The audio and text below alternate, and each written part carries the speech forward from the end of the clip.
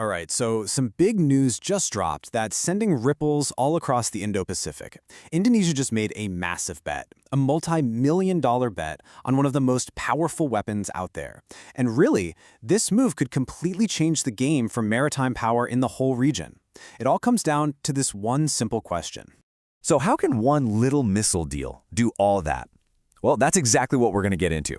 We're going to break down not just what Indonesia is buying, but maybe more importantly, why they're buying it, and what this means for, everybody, from Beijing all the way to Washington. Because this story, it's about so much more than just a piece of military tech.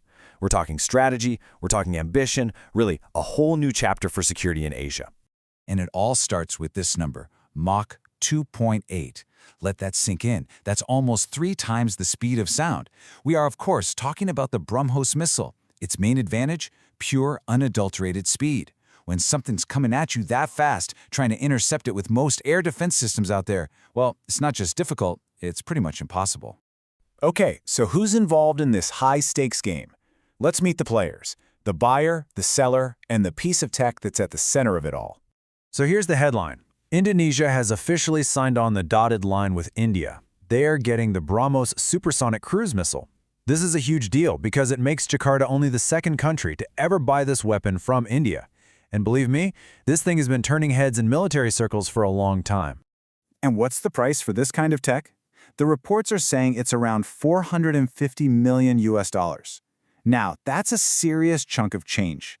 It really shows you just how committed Indonesia is to beefing up its defenses and its ability to control its own waters.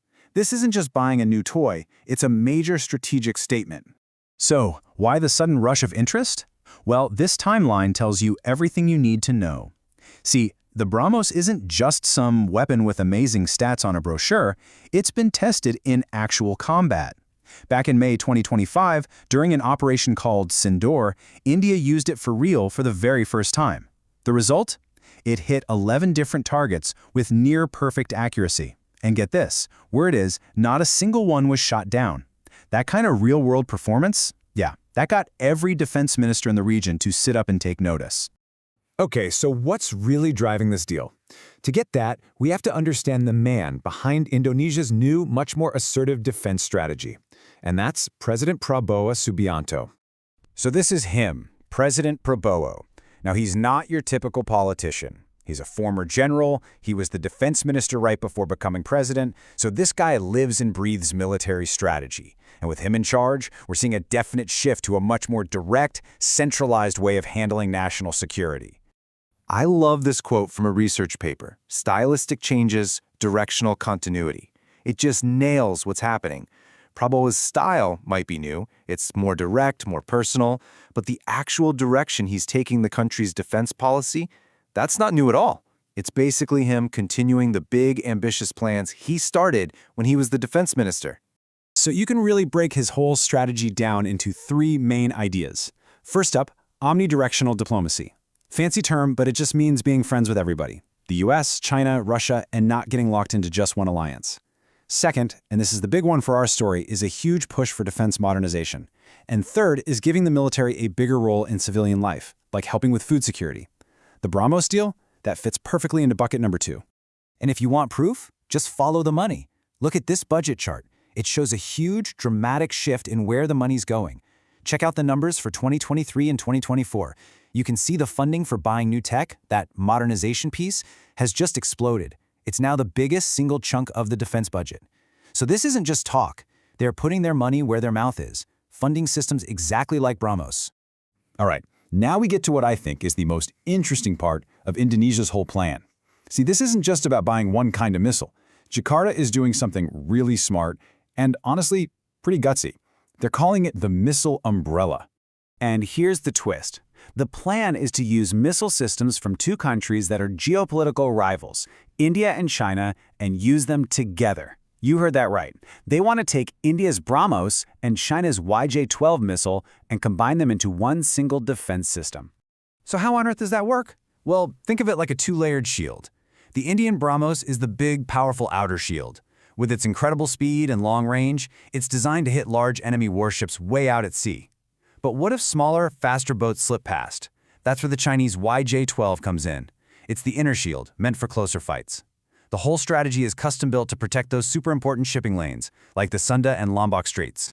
This missile umbrella idea is a perfect example of something called strategic autonomy. It's a key idea in foreign policy. By very deliberately buying top-tier weapons from two rivals, Indonesia is shouting a message to the world. We are not picking a side. They're not joining Team USA or Team China.